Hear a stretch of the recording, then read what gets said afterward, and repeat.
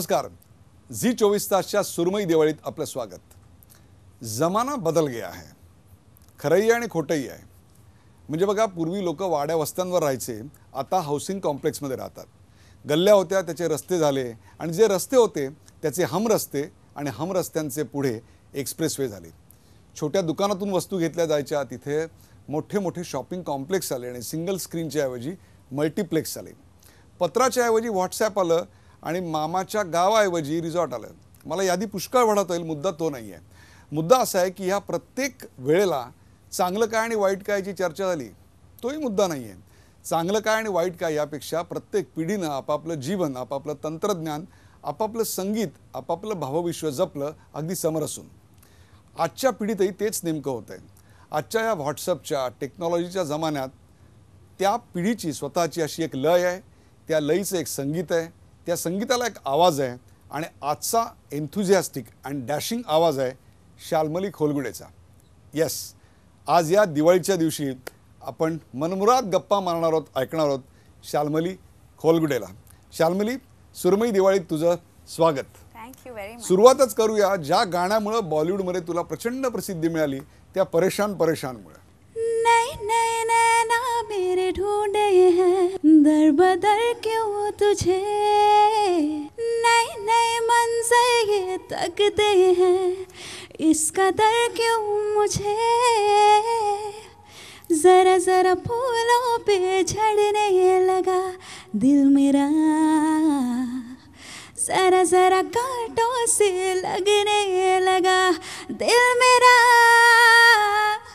मैं परेशान परेशान परेशान परेशान आतिशे वो कहा, मैं परेशान परेशान परेशान परेशान रंजिशे है धुआं। क्या बात है शाल्मली। हे बघणाऱ्या एखाद्या 70 वर्षाच्या 80 वर्षाच्या आजीला सुद्धा आपण तरुण झाल्यासारखं आत्ता वाटलं असेल, इतका तुझा मोहक आणि मादक आवाज आहे। Great voice.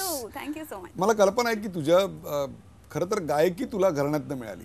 तुझी आई उमा खोलगुडे स्वतः अत्यंत चांगली शास्त्रीय गायिका आहे, हो, परंतु तुझं गाणं मात्र सादरीकरणाच्या वेळेला शास्त्रीय रूप घेत नाही, तर ते एक वेगळा आविष्कार घेऊन येतं। हे नेमकं कसं घडलं, हा प्रवास कसा झाला? खरं सांगायचं तर शास्त्रीय संगीत जरी आई घरनं क्लास घेऊन शिकवत आली आहे, तरीही आपण म्हणतो ना, घरातनं आलं की आपल्याला त्याचं महत्त्व कळत नाही। त्याचं एकदम प्राईम एक्झाम्पल आहे मी, कारण मी आजच्या पिढीची भाषा आहे ही।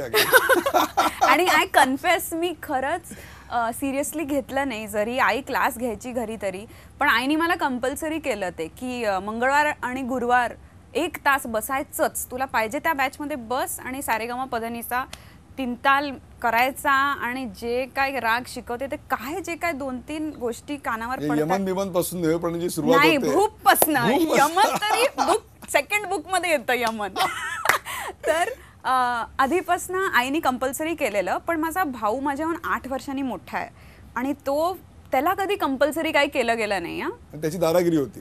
अजिबात नाही। मग इनफॅक्ट त्याला मी खोलीत आलेले चालायचे नाही, म्हणजे त्याचं सगळं कॉलेजमधले फ्रेंड्स वगैरे येणार, ते गिटार वगैरे वाजून काय काय चाललेलं असतं त्यांचं, आणि त्यांचं सगळं इंग्लिश म्युझिक चाललेलं असायचं, आणि मला त्यातनं वाटायचं, अरे वा, हा काय करतोय, मला पण ऐकायचं आहे। म्हणून माझ्या कानावरती तो जे म्युझिक ऐकत होता त्यावेळेस, म्हणजे Michael Jackson, Queen, Phil Collins वगैरे असे सगळे कॅसेट्स असायचे ना तेव्हा, तर ते मी ऐकून ऐकून थोडं थोडं त्याच्यामुळे गायला लागलेले वेस्टर्न।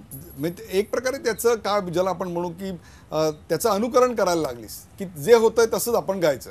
हो, आणि इन जनरल त्याचं असं जेव्हा त्याला कळायला लागलं की मला इंटरेस्ट आहे, तेव्हा त्यांनी मला एकदा म्हटलं, शालू म्हणतात मला घरी, तर शालू तुला ह्या गाण्याचा अर्थ माहिती आहे का? आणि मला इनफॅक्ट तो ॲक्सेंट वगैरे पण तेव्हा अजूनही ऐकणाऱ्यांना बऱ्याच लोकांना अर्थ कळत नाही। पण मग त्यांनी म्हटलं की हे एक सुंदर एक गाणं आहे फिल कॉलिन्सचं, अनदर डे इन पॅराडाईस म्हणून, जे फार तुम्ही पण ऐकलं असावं। Absolutely, and you are going to sing it for me. Oh my god, okay, it's been a long time. पण त्याचा अर्थ इतका सुंदर आहे, एका होमलेस व्यक्तीबद्दल ते गाणं आहे, आणि त्यांनी ज्या प्रकारे ते मला एक्सप्लेन केलं त्या दिवशी I still remember that day, कारण त्याच्यानंतर मला कळायला लागलं की लिरिक्स हे किती इम्पॉर्टंट असतात गाण्याचे. आणि मी मग वेगळ्या पद्धतीने ती इंग्लिश गाणी ऐकायला लागले वगैरे. So he is a very important part माझ्या म्युझिकल. फिल कॉलिन्सचं ते गाणं आठवतंय आता तुला? Of course. Why don't you sing it for us? She called out to the man on the street, "Sir, can you help me? It's cold and I've nowhere to sleep. Is there somewhere you can tell me?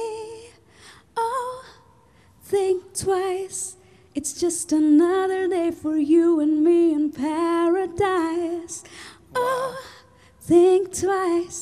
It's just another day for you, you and me in paradise." किती effortlessly तुझा आवाज हे सगळं करतोय. It's amazing. अमेरिकेतल्या LA अकॅडमीमध्ये तू शिकायला गेलीस.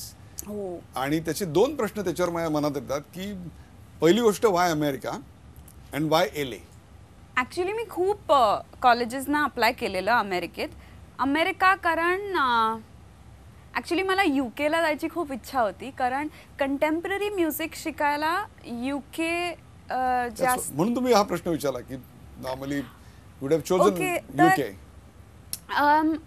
Mostly जेव्हा वेस्टर्न म्युझिक आपण शिकायचं म्हणतो तेव्हा ते इधर क्लासिकल किंवा जॅझ असे खूप कोर्सेस स्कूल्स अब्रॉड ऑफर करतात.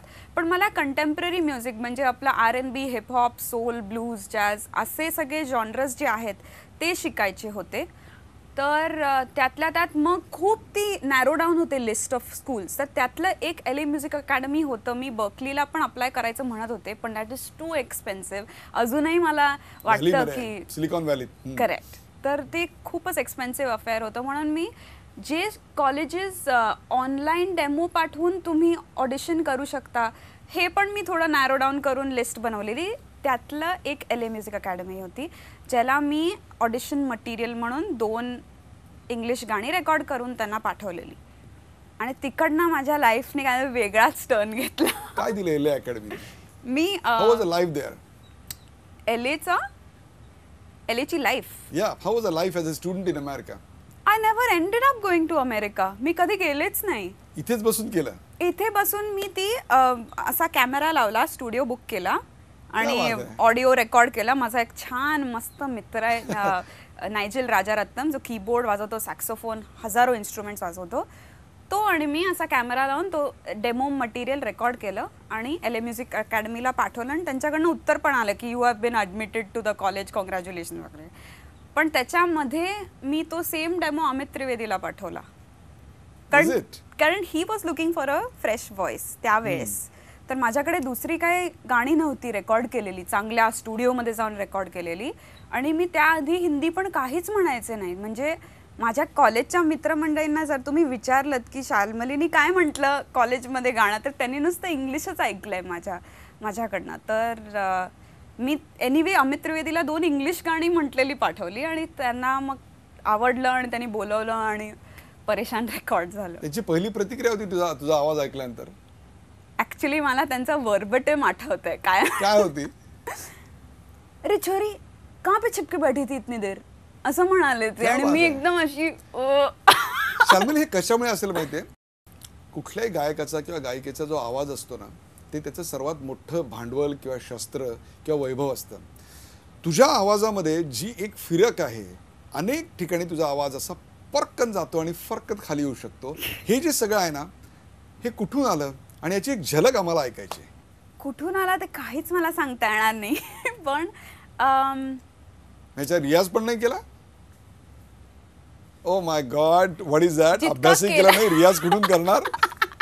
नाही, जितका करायला पाहिजे तितका झाला नाही आहे रियाज. पण त्याचं मला आता महत्त्व कळतंय आणि माझं आता मी जोरदार करणार आहे आणि करते आहे. मी चालू केलेलं आहे. प्रत्येक 9 वर्षाला जसं आपण ठरवतो की या वर्षी आपण व्यायाम करणार, तसंच आहे ना हे? ऍब्सोल्युटली, एक्झॅक्टली तसं. म्हणजे दिवाळीत लोक ठरवतात की यावेळी काही लाडू बिडू खायचे नाहीत, यावेळी अगदी फिगर मेंटेन करायची, तसंच आहे ते. आणि मग कधी कधी होतं, कधी कधी अजिबात होत नाही. तर येस, बट तशातलीच गत आहे ही. आणि रियाज मी अजून खूप केला तर माझं अजून किती छान होईल गाणं, असं मी स्वतःला. पण हा जो तुझा आवाज फिरतो ना, त्याची एक झलक आम्हाला नक्की ऐकायला आवडेल. कुठल्या इंडियन गाण्यात का वेस्टर्न गाण्यात का? Indian perfect.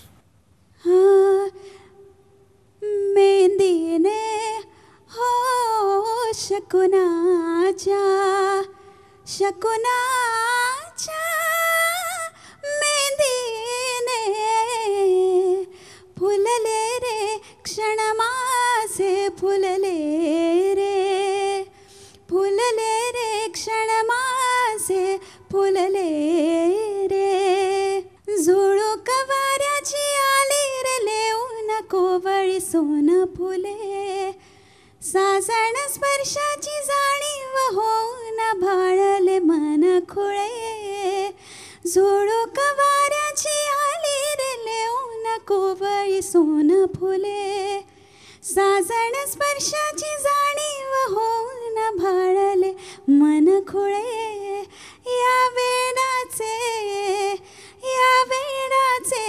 नाच रे भाव बिलोरी मेहंदीने शकुनाच्या मेहंदीने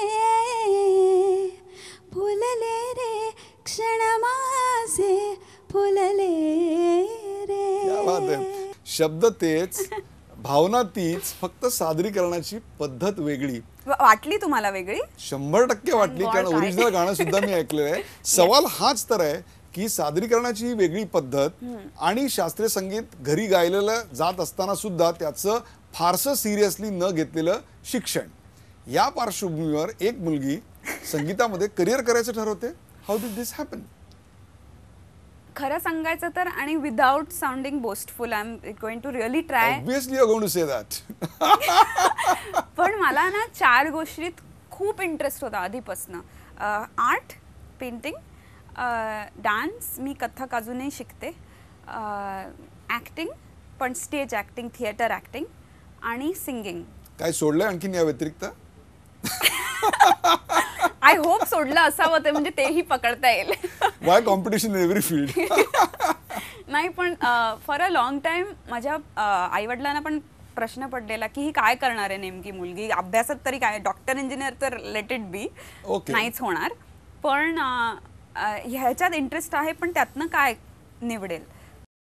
पण मी जेव्हा कॉलेजमध्ये गेले, मी सेंट झेवियर्स मुंबईमध्ये शिकले, तेव्हा पहिल्या दिवसापासून म्हणजे ब्रेकची बेल वाजल्याबरोबर मी फॉयरमध्ये, जिथे सगळीकडे नोटीस लागायची, ह्या ऑडिशन ह्या रूममध्ये जाऊन मस्त लिस्ट बनवली की कुठे कुठे काय काय चाललंय, आणि सगळे ऑडिशन्स दिले. म्हणजे त्या दिवशी सगळ्या ठिकाणी select झालीस?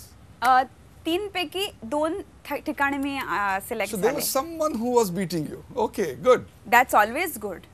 There has to always be someone you can. Is that the philosophy of life?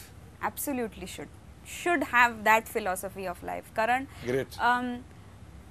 मला असं कधी वाटायचं नाही की आपण we are on the top नाव.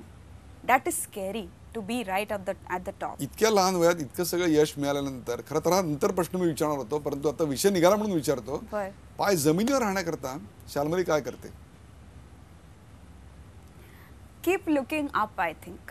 कारण वर अजून काही ना काहीतरी असणारच आहे, आणि that is where you want to get eventually. तर as long as there is something on top, you know you are at the bottom of that. हे सगळं घरच्या संस्कारातून आलं?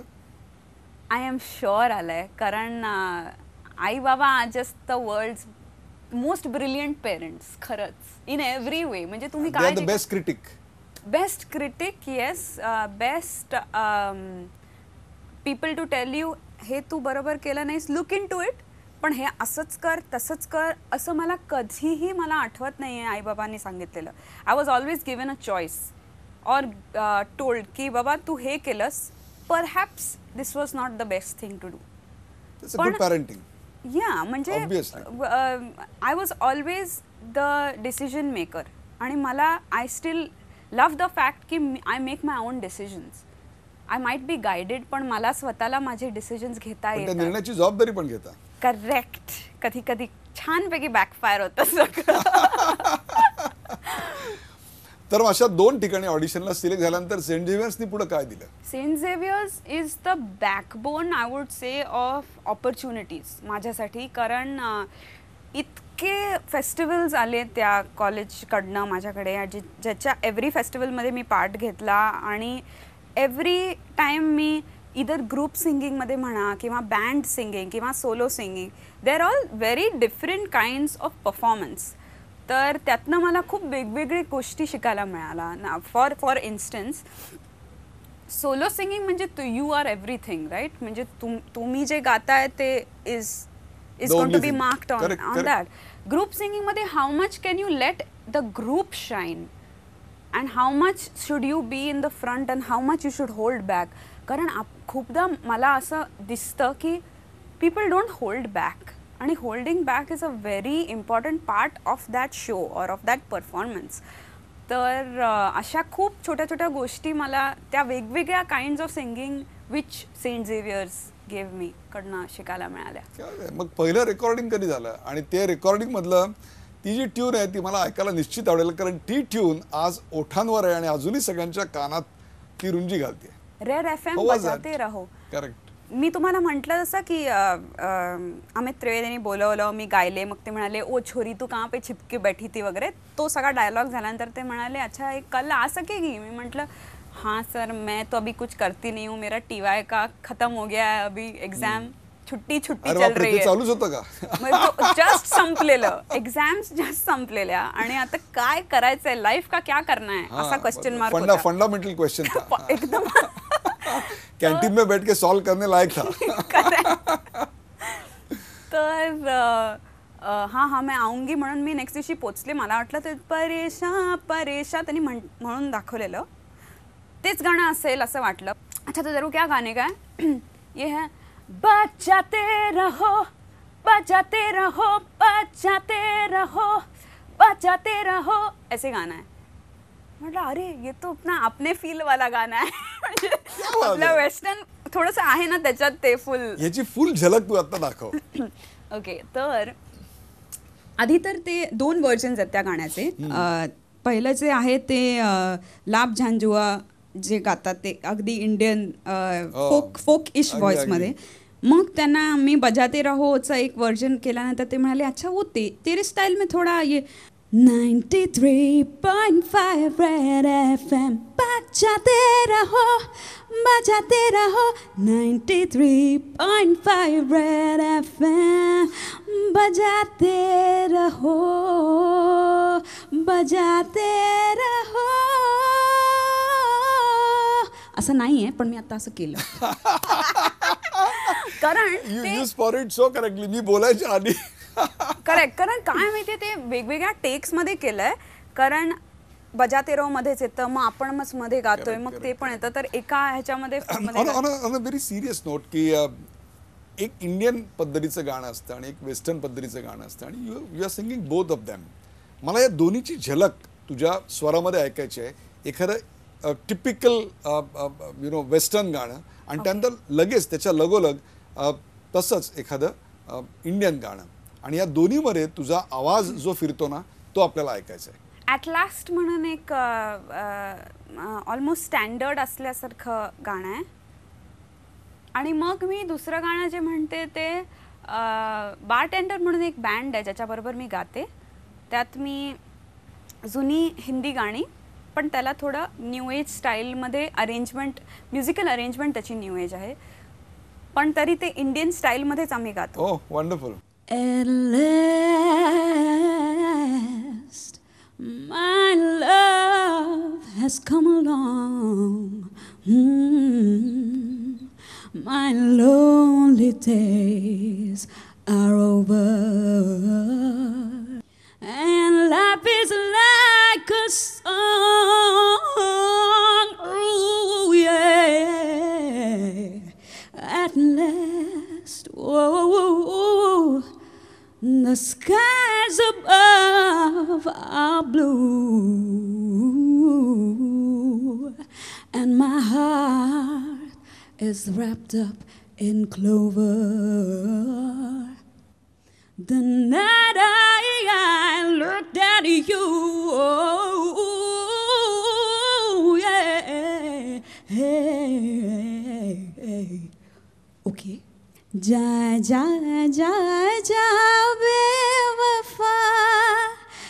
कैसा प्यार कैसी प्रीत रे, तू ना किसी का मित रे, झूठी तेरे प्यार की कसम, जा जा जा जा बेवफा. जेव्हा तू वेस्टर्न गाणी गातेस किंवा इंडियन गाणी गातेस तेव्हा दोन्हींचे प्रेक्षक किंवा श्रोते वेगवेगळे असतात किंवा असतात का, आणि त्यांच्या मानसिकतेचा विचार करून तू काही वेगळं करतेस? हो नक्कीच. म्हणजे जास्ती करून आता माझं बॉलिवूड इतका मोठा ऑडियन्स आहे वर्ल्ड वाईड की मोस्टली मी जेव्हा गाते तेव्हा बॉलिवूड गाणीच गायला लागतात मला लाईव्ह शोज. आय विश मला माझी इंग्लिश गाणी पण मध्ये मध्ये गाता आली असती तर it would have been great. In fact मी जेव्हा आता लास्ट मार्च एप्रिलमध्ये US टूर केला, 8 सिटी टूर केला आणि मला वाटलं ओके अमेरिका आहे, इंडियन ऑडियन्स असला तरीही let's do some English songs मध्ये मध्ये. बट सरप्रायझिंगली तिथेही ते तितकं रिसीव्ह केलं गेलं नाही.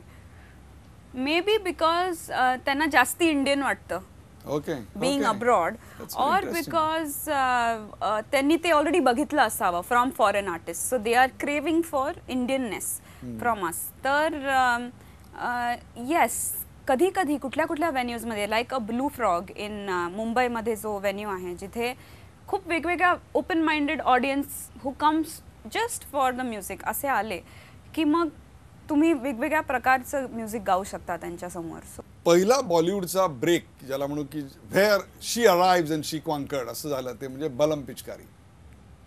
परहॅप्स हो, किंवा लत लग गई. ऍक्च्युली कसं काय लत लग गई? Oh no wonder I was asking to sing you one song, now you are going to sing 2 songs for me. Okay. हे कसं मिळालं, त्याचा अनुभव काय होता, आणि त्या दोन्ही गाण्यांची बॅक टू बॅक झाला? लत लग गई प्रीतम दाचं गाणं आहे, प्रीतम चक्रवर्ती, आणि त्यांच्याबरोबर मी त्याच्या आधी दारू देसी गाणं केलेलं.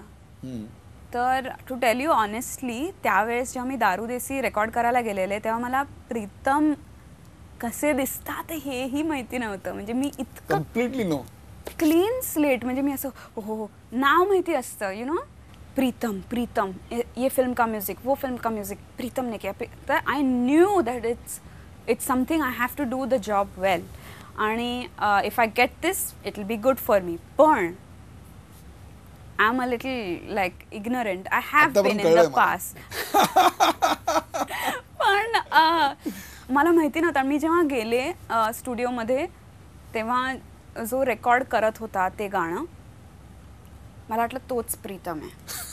पण आपल्याला कसं कळणार की हे खरंच प्रीतम आहेत की नाही, म्हणून मी काय कधी नाव नाही घेतलं, नुसतं म्हणाले. तर ऍक्च्युली मी दारू देसीची ती लाईन म्हणू कारण की त्याच्या मागे चढ़ी मुझे यारी तेरी ऐसी जैसे दारू देसी, खट्टी मीठी बातें नशे सी जैसे दारू देसी, लड़खड़ाने लगी मुस्कुराने लगी, बेवजह हर जगह आने जाने लगी, तू मुझे मैं तुझे जो भी हो दिल में वो खुल के बताने लगी. ही लाईन होती, म्हणजे इतकीच लाईन गायची होती. पण आता मी तुम्हाला सांगते कोण रेकॉर्ड करत होतं. जो मला वाटलं प्रीतम आहे तो अरिजित सिंग होता, जो आता hit after hit after hit. तर तो actually he has been with Pritam da for a very long time, recording engineer म्हणून आणि अरेंजर प्रोग्रामर, एक्सेप्शनली टॅलेंटेड. तर त्यांनी मला इतकी हेल्प केली त्या गाण्याला रेकॉर्ड करताना, कारण त्याच्याकडे असे छोटे टेक्निक्स होते. म्हणजे तो म्हणाला अच्छा वो लाइन गा रही है ना, मुस्कुराने लगी, उसमें से नाक ऐसे करके गा, मुस्कुराने लगी, की मग ते माईकवरती ॲक्च्युली ट्रान्सलेट होऊन येतं. असे छोटे छोटे things what he told me, आज लाईक वा प्रीतम दा क्या क्या मस्त टिप दे रे, असं मला वाटत होतं तेव्हा. आणि मग कोणीतरी त्या रूममध्ये आलं आणि म्हटलं अच्छा अरिजित हो गया क्या, म्हटलं अरे बापरे हे प्रीतम नाही आहे. असं सगळं झालं. I'm sure there won't be a more embarrassing situation than this in life. No, I actually do have a more embarrassing situation, which I will You're also. going to tell me that. Of course, I'm going to tell you. Since I'm telling you everything, I might as well. पण नंतर मी प्रीतमला सांगितलं की you know दादा म्हणतो मी त्यांना, दादा I thought Arijit was you. ते इतके हसले, ते म्हणाले अरे तू बहुत क्यूट आहे यार. म्हटलं थँक गॉड ॲटलिस्ट हे पण सांगून टाकलं. ते पण मी सांगितलं त्यांना, म्हणजे काय थोडं कुछ भी है. पण एनिवे तुम्ही म्हटलेलं लत लग गई, तर त्याच्यानंतर मी एकदम कॉन्फिडन्सली लत लग गई गायला आणि गेले. त्यानंतर बलम पिचकारी, because Oh, that's yes. That's where it sed that That- she arrived. She arrived. हा असं पण, कारण दॅट्स अ बिग सॉन्ग. तुम्हाला म्हणजे आवडतं काय? ना बलम पिचकारी? Absolutely. मादी बलम पिचकारी. इतना मजा क्यों आ रहा है, तूने हवा में भाग मिलाया, दुगना नशा क्यों हो रहा है, आंखों से मीठा तूने खिलाया, हो तेरी मलमल की कुर्ती गुलाबी हो गई, मन चली चाल कैसे नवाबी हो गई, तो बलम पिचकारी जो तूने मुझे मारी, तो सीधी सादी छोरी शराबी हो गई, तो माय गॉड. तो खूप इम्पॉर्टंट हिस्सा आहे त्या गाण्यातला. इनफॅक्ट तो कोणी म्हटलाय माहितीये?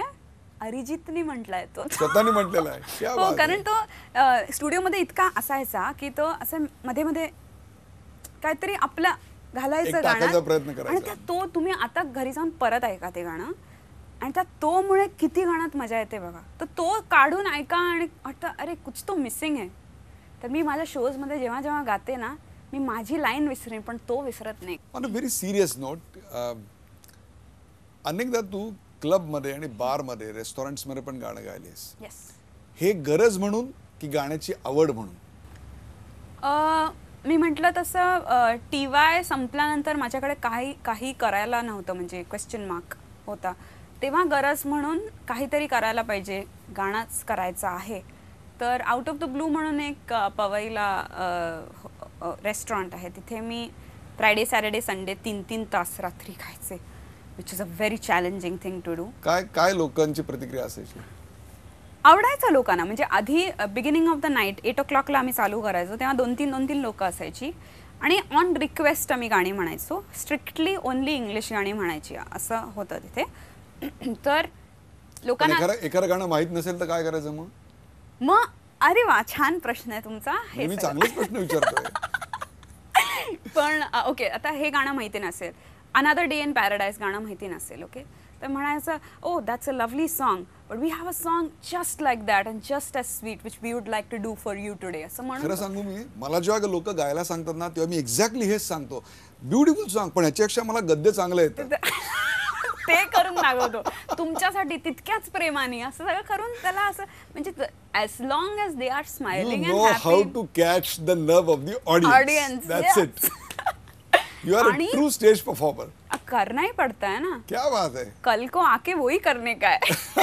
हे आधी ठरलं होतं म्हणजे? हो, आणि आम्ही अजून एक करायचो. आधी बिगिनिंग ऑफ द शो लोकांना कळायचं नाही की ऑन रिक्वेस्ट आहे, मग आम्ही स्वतःची रिक्वेस्ट बनवायचो, असं चिट्स करून ठेवायचं. म्हटलं oh we have a request from Rekha to Sanjeev on their wedding anniversary, असं कोणाचं तरी नाव मग कुणी घेऊन, रेखा, कुणी संजीव, कोणी नसेल पण आणि मग 2 आपल्याला जे लोकं. येते तेच गाणं, ते गाणं पाहिजे ते किंवा म्हणायचं. हातात चिठ्ठी कुठली यावं, आपल्याला जे गाणं गायचं ती चिठ्ठी असं सांगायचं. हो, क्या बात आहे. करेक्ट. तसं ऍक्च्युली तसं पण करता आलं मी असतं. अशा अनेक टिप देऊ शकतो. Thank you, कॉलेजमध्ये हा. असताना मी भरपूर केले होते आपण अशा भेटलं टिप्स. पाहिजे. हा जो स्ट्रगलचा पिरियड होता, त्या स्ट्रगलच्या पिरियडनी काय दिलं? It was very difficult time for you? Not at all. Actually I was enjoying it. मला मजा यायची ते करायला. आणि माझं तेव्हा एनिवे युनिव्हर्सिटीज अब्रॉड मी अप्लाय तेव्हा त्या काळात करत होते. तर I knew that I am still going to study. आणि मग काय पॉकेट मनी म्हणून हे थोडं अर्निंग्स बाजूला ठेवून I can use it abroad जेव्हा मी जाईन तेव्हा. तर ॲज सच मला आपण जेव्हा स्ट्रगल म्हणतो तेव्हा एकदम असं हो हो, म्हणजे अगदी. असं थोडं इम्प्रेशन दर येतं दर ना. की ठोकरे वगैरे हां. असं, फुटपाथ पे सोया वगैरे, हां, चणा हां. चणा सिंगदाणा खाया वगैरे असं. हां, पण तसलं मला मारुती के मंदिर में सोया था सोया, वगैरे, या हां. टाईपचं. तसं काही नाही. नाही, But you तसं wanted नाही. to sing. I wanted to sing. I was enjoying. मला जिथे 2-3 जागे गायला मिळत होतं, like this out of the blue, किंवा कुठल्या तरी फ्रेंडनी बोलवलं, अरे I you free, can you come sing here. तर काय पैसे वगैरे काय आम्ही काय डिस्कसच करायचो नाही. अनेक भाषेत तू गायलस, Hindi, Malayali, Telugu, am I right? Yes. आणि मराठी सुद्धा. हो हो, ऑफकोर्स. काय फरक वाटला? अमेझिंग असतं वेगवेगळ्या भाषात गायचं. मला तर खूप असं शब्दोच्चार कसे जमले अं, आणि अर्थ कसा कळला? अर्थ कळायला म्हणजे जनरली फर्स्ट गाणं जे मी गायले तमिळ होतं. तमिळ आठवतंय का गाणं? हो गाणं आठवतंय, शब्द पण तितके नाही, कारण तमिळ सेकंड मोस्ट. सुरावट काय होती? राजा राजा नरधरदा राजा राजा राजा नादादा राजा, अशी त्याची द मेन हुक लाईन राजा राजा म्हणून होती. पण first regional language was Tamil, which was quite अननर्विंग. आणि ते पण रात्री 1 वाजता 2 वाजता वगैरे रेकॉर्ड केलेलं असं झोपेत वगैरे. तर to understand the words and the sentiment. आणि Tamil I would say second after Malayalam. मल्याळममध्ये मी अजून रेकॉर्ड केलं नाही आहे गाणं, पण सगळे मला म्हणतात की Tamil is a second most difficult.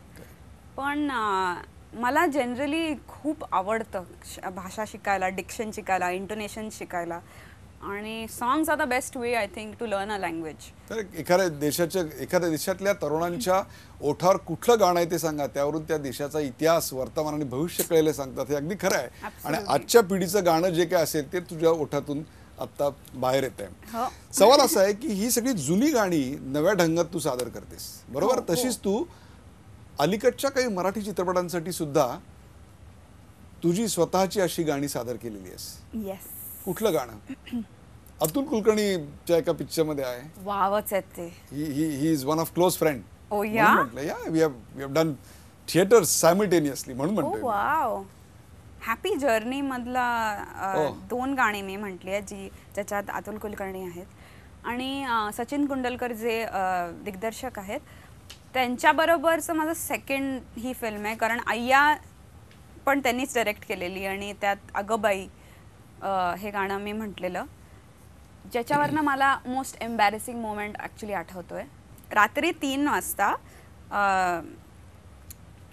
खूप झोप आलेली मला. I have never stayed awake 3 वाजेपर्यंत रेकॉर्डिंगसाठी. बरं, हे महत्वाचं आहे रेकॉर्डिंगसाठी. हो, कारण कॉलेज सकाळी 6 वाजता असतं, तर you have to sleep by 11-12 at the most, right.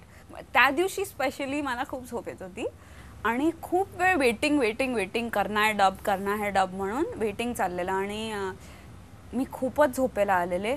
तर मी स्टेअरकेसवरती असं डोकं खाली करून असं झोपायचाच प्रयत्न करत होते. आणि स्टेअरकेसच्या समोर एलिव्हेटर आहे. ओके. तरी अराउंड 2:45, 3 o'clock एलिव्हेटरचा आवाज येतो आणि एलिव्हेटर उघडतं. आणि मी असं झोपेतनं असं वर बघितलं आणि एक बाई बाहेर आल्या. तर मी म्हटलं, ए राणी मुखर्जी, असं म्हणाले मी असं हात करून, ए राणी मुखर्जी असं करून मी बघते. आणि ती अशी त्यांच्याकडे बघून, ती खरंच राणी मुखर्जी होती. आणि मी म्हटलं ओ माय गॉड. आणि मी काय जागी झाले नंतर. आणि मी म्हटलं ती खरंच राणी मुखर्जी असली तर काय माझी वाट लागणार आहे. आणि मग राणी मुखर्जीने बसून मी अय्या गात होते आणि ती तिथे बसलेली. त्या अय्याच्या वेळी भरपूर किस्से झालेले आहेत. एकतर ते गाणं आहे जे अगबाई, ते मला का त्यांनी चूज केलं गाणं गायला, तर मी मराठी मुलगी आहे. मी मराठी घरी बोलते.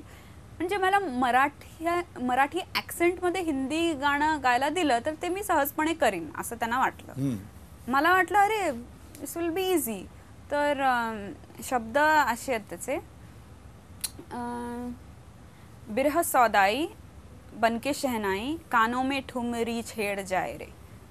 तर ह्याला मराठी ॲक्सेंटमध्ये गायचं होतं. तर म्हणजे बिरह सौदाई बनके शहनाई कानों में ठुमरी छेड जाए रे, हे होतं गाणं.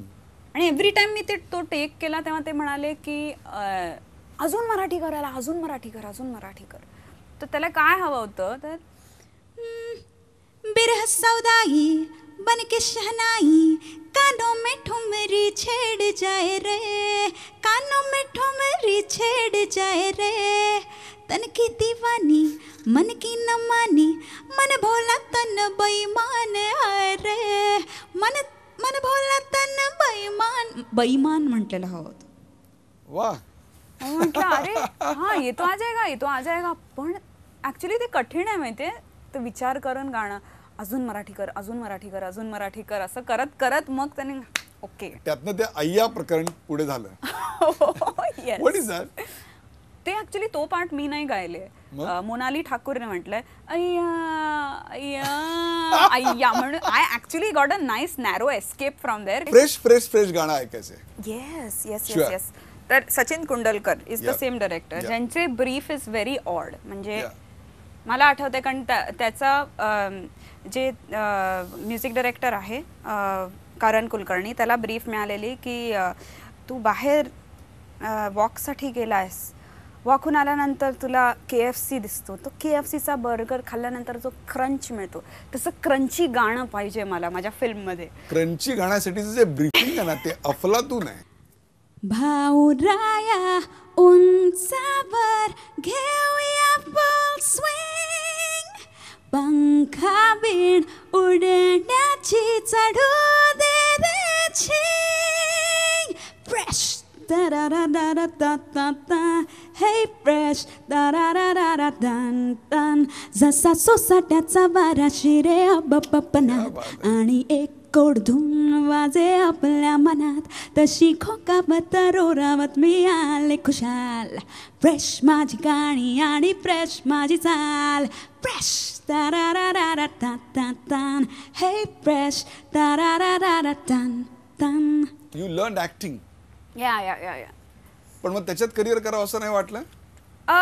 काही लोकांना आपण तिकडे बेकार केलं असतं. असं म्हणू नका, पण इंटरेस्ट होता मला. मी 7वीत असताना वामन केंद्रे गौरी केंद्रेंचं वर्कशॉप केलेलं आणि त्याच्या 6 मंथचं वर्कशॉप होतं. Then at the end of that आम्ही एक हॅपी प्रिन्स म्हणून नाटक केलेलं, ज्याच्यात मला बुलबुलचा रोल म्हणजे इट वॉज द सेकंड लीडचा रोल मिळालेला. आणि Vaman sir was very adamant की मी ॲक्टिंगच करायला पाहिजे, आणि त्यांनी मग त्याचे कमर्शियल शोज केले.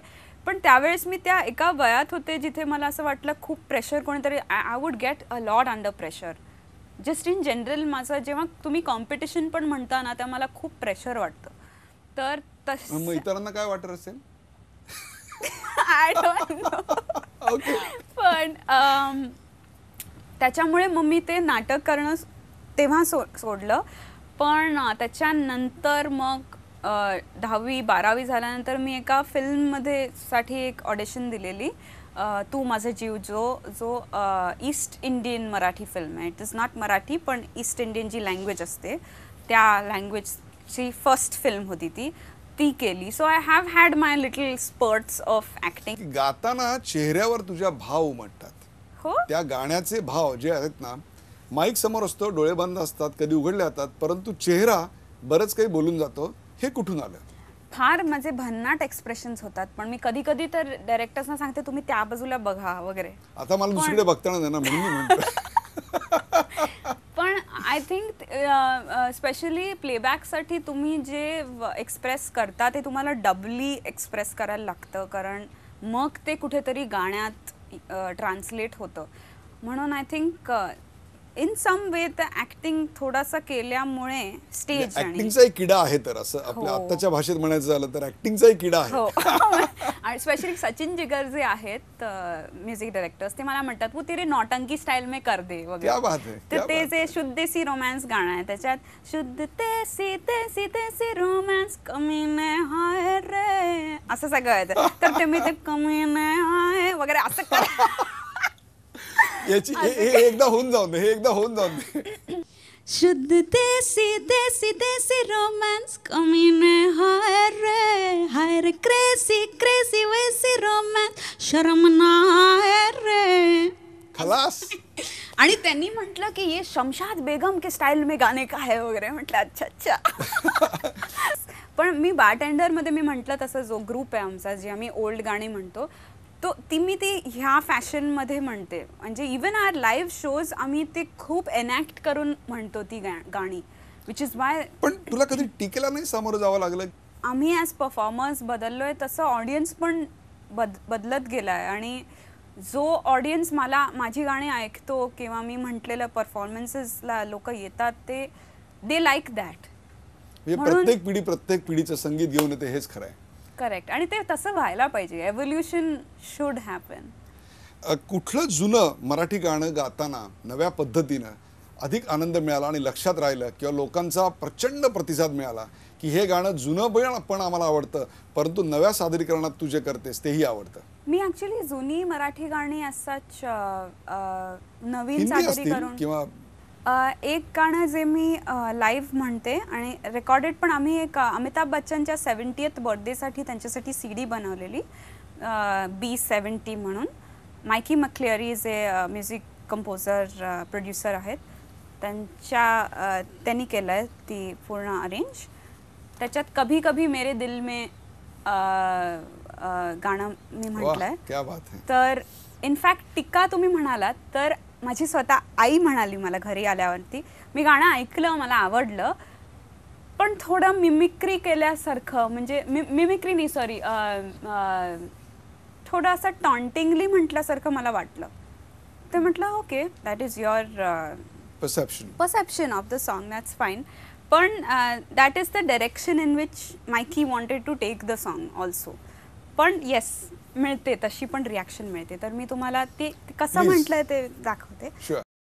कभी कभी मेरे दिल में ख्याल आता है, कभी कभी मेरे दिल में ख्याल आता है कि जैसे तुझको बनाया गया है मेरे लिए, तू अब से पहले सितारों में बस रही थी कहीं, तुझे ज़मीं पे बुलाया गया है मेरे लिए, कभी कभी मेरे दिल में ख्याल आता है. तीच गाणं पण वेगळ्या ढंगात याचं सादरीकरण होतं. येस. अमेरिकेबद्दल आपण बोलूया. You have been the ambassador of MTDC and you have done shows in America, आणि त्याचबरोबर आसिफ अस्लम बरोबर तू अमेरिकेत काही शोज केलेस. त्याचा अनुभव काय होता, तिथला ऑडियन्स कसा होता, what kind of songs you sang, what kind of reaction you had?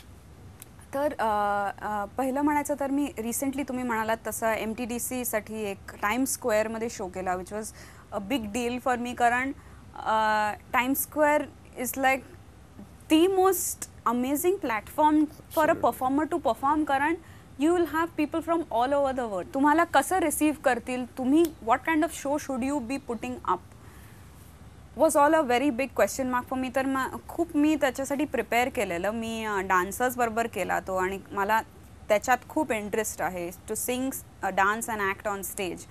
तर ते मी थोडा बहुत I fulfilled that wish of doing that, आणि I try to cover the entire spectrum of songs मी जी गायले आहेत. तर त्यातनं थोडे मी ओल्ड सॉंग्स पण केली, रेट्रो गाणी केली आर.डी. बर्मनची, आणि माझी परेशान, टू शायराना, सगळी स्लो गाणी केली, फास्ट गाणी केली, बलम पिचकारी, लत लग गई, डीसे डान्स वगैरे सगळे नवीन नवीन गाणी आलेली आहेत. इलेक्ट्रॉनिक डान्स म्युझिक, अगबाई हल्ला मचाय रे आणि बेशर्मी की हाईट वगैरे तसली गाणी पण केली. So to keep the audience gripped, आणि इतकी लोक मी आयुष्यात बघितली नव्हती. म्हणजे आपण नजर जाईल तिकडे ऑडियन्स, आणि all kinds of audience, all ethnicities, आणि अर्ध्या लोकांना काही कळत नव्हतं. त्यांच्यासमोर गाणं इतकं कठीण आहे, कारण एका सेक्टरला जर ते गाणं आवडलं तर दुसऱ्याला ते आवडू शकत नाही, परंतु सगळ्यांना आवडणारं गाणं गायचं, it's a big challenge. It's a very big challenge. आणि जोपर्यंत आपल्याला ऑडियन्सकडनं फॉलबॅक मिळत नाही तोपर्यंत आपल्याला वाटतं आपण काहीतरी बरोबर करतोय की नाही, आपण करतोय ते लोकांना आवडतंय की नाही. तर a huge part of my performance for a long time has been to be more closer to the audience. म्हणजे जोपर्यंत ऑडियन्स असा हात लावता आला नाही ऑडियन्सला ना, तोपर्यंत मला स्वतःला असं परफॉर्म केल्यासारखं वाटत नाही. तर मी त्या परफॉर्मन्समध्ये खाली उतरून सगळ्यांना गायला लावून वगैरे असं, आणि जनरली मी खूप एनर्जेटिक असते ड्युरिंग माय परफॉर्मन्सेस. तर आय थरली एन्जॉयड इट. खूप इंटिमिडेटिंग एक्सपिरियन्स होता, कारण साऊंड चेकसाठी जेव्हा मी गेले तर मला वाटलं अरे बापरे, आज गाणं आहे आणि आपण इथे गाणार आहोत आणि सगळे बघतायत, आणि इट्स जस्ट व्हेरी डॉन्टिंग. पण आय डिड इट, आणि मला इतकं छान अचीवमेंटचं फिलिंग आलं आफ्टर डुईंग इट सक्सेसफुली, की आय रिअलाइज की आपण जे करतो गाणी, जरी लोकांना शब्द कळले नाही तरी you can make them enjoy that music.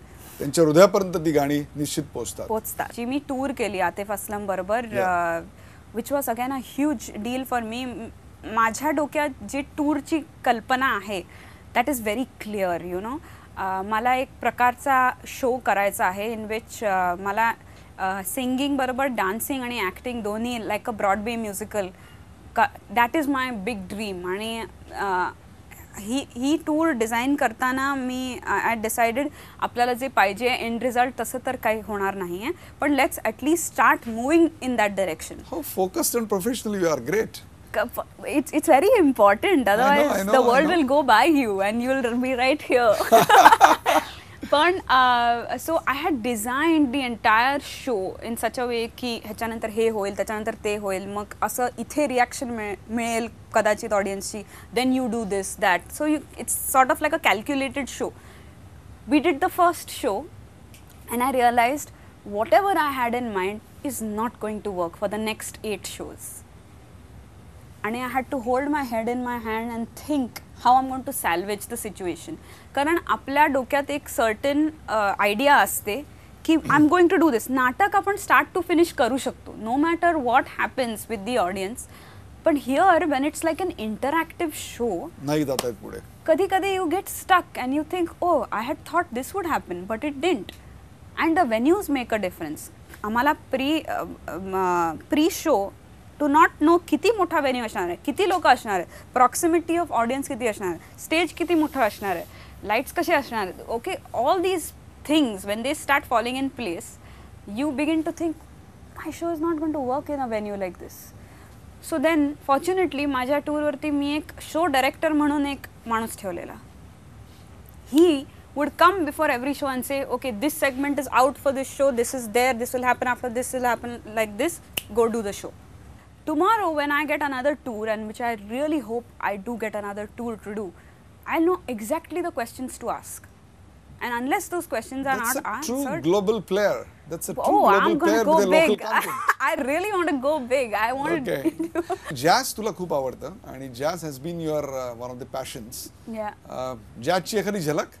Jazz is something very complex. I don't think me jazz proper गाऊ शकीन, कारण that is like singing Indian classical बडा ख्याल, which I don't think मला बडा ख्याल असं छान मांडता येईल.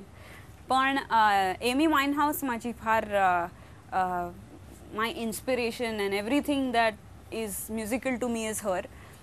तर she does a lot of takes on jazz like tunes. This is not, I wouldn't say this is jazz, पण तिची एक वॅलरी म्हणून त्यांनी एक गाणं केलेलं, तर ते म्हणून दाखवते. Sure. Well, sometimes I go out by myself and I look across the water and I think of all the things, what you're doing, and in my head I paint a picture. Cause since I come home, well, my body's been a mess, and I miss your ginger hair and the way you like to dress. Won't you come on over, stop making a fool out of me? Why don't you come on over, Valerie, Valerie, Valerie. या सगळ्या global असण्यामध्ये आपल्याकडे एक मराठी माणसाला न्यूनगंड असतो आणि मुलींना तर विशेष जास्त असतो, आणि ही मुलाखत अगदी खेड्यापाड्यातल्या पार गडचिरोलीतल्या मुलींपर्यंत पोहोचणार आहे. म्हणून हा प्रश्न आहे, आपला मराठी असण्याचा आणि मराठी मुलगी असण्याचा, मध्यमवर्गीय मराठी मुलगी असण्याचा कुठेतरी एक कॉम्प्लेक्स, कुठेतरी आपण कमी आहोत असं कधी वाटलं नाही? आय थिंक हा कॉम्प्लेक्स आपणच तो इंट्रोड्यूस करतो किडा आपल्या डोक्यात. You are as good as your dreams are. Absolutely. आणि मला असं कधी वाटलं नाही. I always knew from the start की I am a middle class girl. In fact माझं जिथे स्कूलिंग झालं, Hiranandani foundation school, that is actually a very hi fi, एकदम नेबरहुड, एकदम गाडीतनं, म्हणजे 2 बिल्डिंगच्या अंतरावरती जरी स्कूल असली तरी ते गाडीतनं येणार. Make of the car makes difference. Oh yes, it does. असे सगळे माझे फ्रेंड्स होते. पण आय थिंक मला असं कधी वाटलं नाही की आपण कमी आहोत किंवा आपल्याकडे हे नाही आहे किंवा ते नाही आहे वगैरे असं वाटलं नाही, कारण की okay my friends were also very nice by God's grace. And I never felt belittled by everything around me, कारण अकॅडमिकली आय वॉज बुद्धू, म्हणजे बुद्धू in the sense not great, म्हणजे मार्क्स चांगले नाही मिळायचे. 10वीत मला आय डिड वेल बिकॉज मी ऍक्च्युली अभ्यास केला वगैरे. सगळ्यांनाच मिळतात ते. हो की नाही, काहीतरी झोल होतो मला वाटतं 10वीत आणि 12वीत करून टाकतात लोक. पण असं मला वाटतं आपणच तो इंट्रोड्यूस करतो आणि you have to tell yourself you are as good as anyone else. आणि कारण तुझ्या सगळ्या बोलण्यामध्ये मला ग्लोबल ड्रीम्स दिसतात आणि ती ड्रीम्स बघणं फार महत्त्वाचं असतं. आणि आजकाल मुलं मोठी ड्रीम बघण्यालाच घाबरतात आणि त्याच्यामुळेच कदाचित की ते खुशी बनतात, म्हणून हे फार महत्त्वाचं आहे. आणि तो मोठी ड्रीम्स बघायला आपल्याकडे इतकी कनेक्टिव्हिटी आहे आता. सगळ्यांकडे फोन असतो, त्या फोनवरती यूट्यूब असतो, सगळेजण आपले फिल्म्स असे बघतात. तसं every one is so connected with the rest of the world की तुमच्याकडे जास्ती ड्रीम्स बघायला स्कोप पण आहे आज. आय थिंक आज जशी तू अनेक शमशाद बेगम वगैरे यांची गाणी गातेस किंवा कभी कभी गातेस, कभी कभी येऊन सुद्धा आता 25-30 वर्ष झाली किंवा जास्तच असेल, 30, yes I am right, 30 years. 25-30 वर्षांनी तुझं गाणं गायला जावं असं वाटतंय तुला, गायला जाईल असं वाटतंय तुला? हो, का नाही, केलंच पाहिजे. I would encourage that. I think ते वेगळ्या ढंगात केलेलं चालेल तुला? हो, तसंच वेगळ्या ढंगातच. इनफॅक्ट जे कोणी सिंगर्स आहेत, म्हणजे जिथे कुठे मला कधी कधी आता माझ्याच कॉलेजमध्ये मी एकदा गेलेले just as a guest of honour वगैरे असं सगळं. My god, oh god, so खूप मला इंट्रोड्यूस वगैरे केलं, बायोडाटा वगैरे वाचून दाखवला. हो बापरे, माय गॉड, ते फारच असं स्ट्रेंज सिच्युएशन यू वर असतं. Looking at canteen, I know that. जेव्हा मला वेळ मिळतो ना यंगस्टरशी बोलायला, तर I say don't copy anyone, कारण की every singer, every artist has that artist within him. आणि तुम्ही जर कोणासारखं तरी गाणार असाल, देर इज नथिंग ग्रेट और nothing That's wonderful. New in that. तर हॅव्हिंग सेड दॅट, ओरिजिनॅलिटी म्हणून स्वतःचं ड्रीम सॉन्ग कुठलं? वाव, मला लिहायचं आहे ते गाणं. माझं ड्रीम सॉन्ग मी लिहिते आता, पण My God. I always thought that you are actor, you are singer, and suddenly I see somebody is writing. Oh my God, that's a breaking news for us. But I must say माझं lyrical writing खूप काम करायला हवंय त्याच्यावरती, कारण की it doesn't come naturally. But melodic writing, musical writing is in the process of being made. आणि I think it's going to be a ballad, it's going to be a slow song. My God, म्हणजे एक संपूर्ण नृत्य नाटिका वगैरे असं आपण म्हणू? That is the big dream. म्हणजे तेच मला करायचं आहे. Finally what you will see and I say okay, this is it, this is what I had in mind, आणि मला हेच करायचं होतं आणि मी केलंय. That would be a musical. I can say that हा कार्यक्रम मराठी भाषिक जे जे जगामध्ये असतील ते पाहत असतील, तर त्यांच्या देशात जेव्हा हा कार्यक्रम होईल तेव्हा you can say that here she sed and here she have done that. मला खरं सांग, आवाजाची काळजी घेण्याकरता काही करतेस? म्हणजे तिखट खायचं नाही, तेलकट खायचं नाही वगैरे, वडे वगैरे खायचे नाही, अगदी झेवियरच्या कॅन्टीनमधला वडा सुद्धा खायचा नाही किंवा बर्गर सुद्धा खायचा नाही, असं काही आहे? मला रोज काय काय नवीन नवीन कळतं आवाजाबद्दल. म्हणजे I think person to person पण ते डिपेंड करतं. असं नाही की एक रूल बुक आहे, दहीभात तू खायचा नाही, आणि खायचा नाही, आणि खायचं, असं नाही आहे. पण for me I think the most, मला जेवणापेक्षा हाऊ मच स्ट्रेन, किती बोलण्याने किती स्ट्रेन होतो, किंवा शो जर असेल ना previous night, so I have to make sure मी कुठे किंचाळत नाही. जास्ती गाण्यापेक्षा ते करताना आवाज बसतो, किंवा आपण जेव्हा विस्पर करतो, whispering is more damaging to the voice और more strenuous to the vocal cords than it is to talk at a normal pace. That आणि drinking lactose-wala products like your milk and your halwai and all those things, त्यांनी phlegm create होतं. तर if you're recording and it's going to keep coming, then that's not good. पण कधी कधी खूप dry environment. आता मी रशियामध्ये एक शो केलेला. रशिया? हो, मी ॲक्च्युली एका कॅबरेमध्ये गायचे. It was a Latvian cabaret. तर त्याच्यात आय वॉज अ सोलोइस्ट. तिकडे माझ्या डायरेक्टरनी येऊन सांगितलेलं मला, cover your self, cover your ears, cover this, cover that. आणि मी फर्स्ट टाइम स्नो बघून एकदम असं हा हा हू हू झालेलं. त्यांनी मला दुधात थोडं मध घालून दिलेलं. मी म्हटलं अरे how will I have this will get flame, but in dry weather it actually helps to line the throat. It depends on country to country. And hot water, आता काल मी रेकॉर्डिंग करत होते, माझं रेकॉर्डिंग करताना मी एकदम गरमागरम पाणी पिते. तर म्युझिक डायरेक्टर सिद्धार्थ हळदीपूर होता, तर ते म्हटलं your voice won't get dry because of that. म्हटलं हां, this is why my voice feels dry. म्हणून काल मी शिकले की खूप गरम पाणी पिऊ नका. आणखीन एका गोष्टीबद्दल मला माहिती आहे की ते म्हणजे विदेशात गेल्यानंतर विविध रंगाची लोकर तू विकत घेतेस आणि त्या लोकरीचं बरंच काय काय करत असतेस.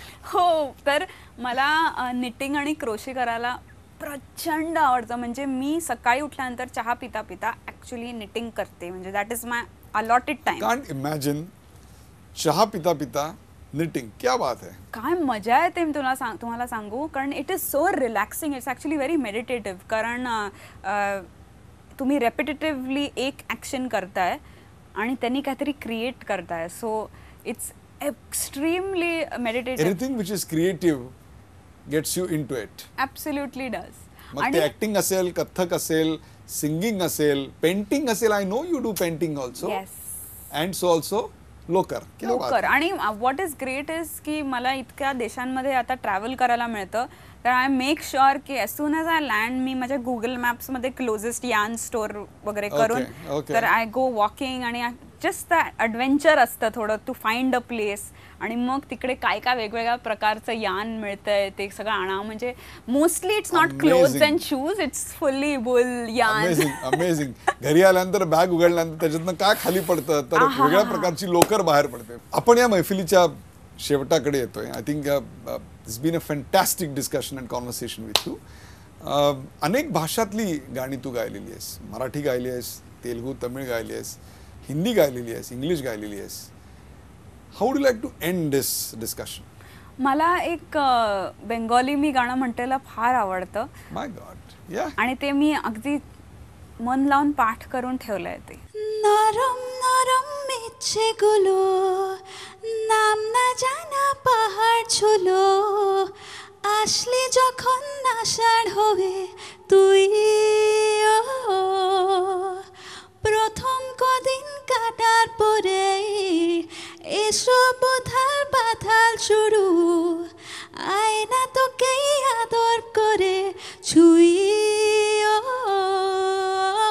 শোন আজ বাকি কথা থাক বেরিয়ে চাই বেড়াতে এই মন তোর নামেতে চমক স্বপ্নে পাওয়া তারা দে.